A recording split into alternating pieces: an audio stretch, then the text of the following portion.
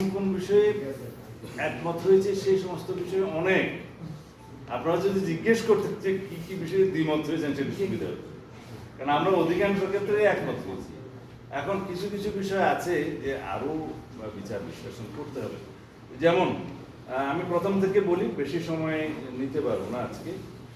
যেমন প্রিয়াম্বলের ক্ষেত্রে সংবিধান যেহেতু আজকে এখন ক্লোজ করতেছি, এরপরে অন্য বিষয় নিয়ে আমরা শুরু করবো।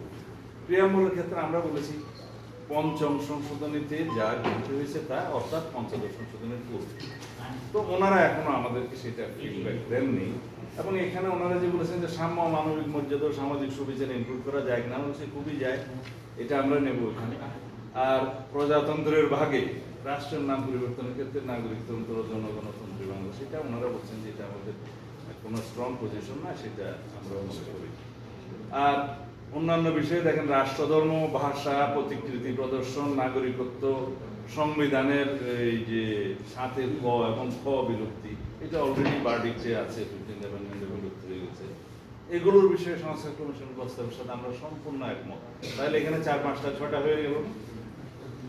আর হচ্ছে রাষ্ট্র পরিচালনার মূলনীতির ভাগে যে বিদ্যমান সংবিধানের আর্টিকেল 8, 9, 10 এবং 12 ওনারা বিলুপ্ত করে এখানে নতুন একটা ভাগের কথা বলেছেন। অন্যান্য আর্টিকেলগুলোকে নিয়ে একটা ওনারা অনেকগুলো বিধান মৌলিক অধিকারের মধ্যে শিফট করে এইখানে আর কিছু কিছু ইনক্লুড করতে বলছিলেন। তবে আর্টিকেল 8, 9, 10 এবং 12 বিলুপ্ত করার যে প্রস্তাবনা দিয়েছেন আমরা একমত।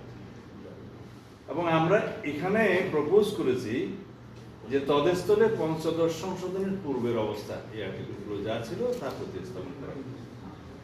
আর ওনারা মৌলিক অধিকারের এখানে যেহেতু ধর্মনিরপেক্ষতাবাদ ইত্যাদি ওনারা ডিলিট করার পক্ষে মত দিয়েছেন, আমরা সেটার সাথে একমত।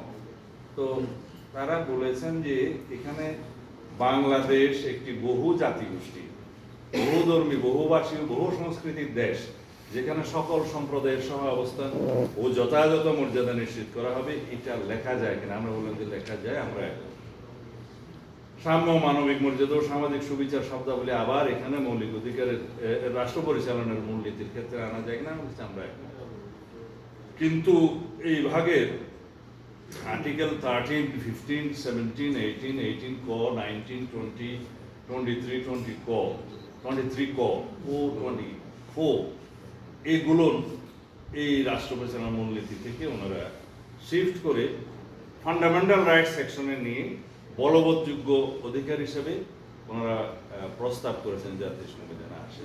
তো এইখানে আমাদের যুক্তি ছিল যে আসলে রাষ্ট্র পরিচালনার মূলনীতি যেগুলো আছে সেইগুলো যদি সমস্ত কিছু ফান্ডামেন্টাল রাইটস সেকশনে শিফট করা হয়, তাহলে এটা রাষ্ট্র এগুলো এনশিওর করতে বাধ্য থাকবে, কারণ fundamental rights must be ensured by the state, এটা হচ্ছে স্টেট পলিসি।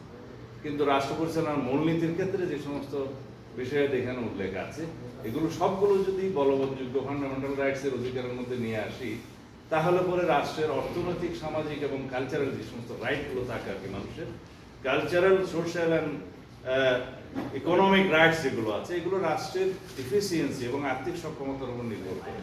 তো সেই জন্য আমরা বলেছি এটা আপনারা আরো পরীক্ষা নিরীক্ষা করতে পারেন। ওনারা বলেছেন যে আমরা ফান্ডামেন্টাল রাইটস সেকশনে আর্টিকেল 26 থেকে শুরু করে আর্টিকেল 47 পর্যন্ত এই সেকশনগুলোতে আমরা ফান্ডামেন্টাল রাইটসে আর কি কি অ্যামেন্ডমেন্ট আনতে পারি বা সুপারিশ করতে পারি, এগুলো আমরা একটা ড্রাফট আকারে দিলে সেগুলো আমরা আবার পুনঃপরীক্ষা করে আমরা আপনাদেরকে জানাতে পারবো।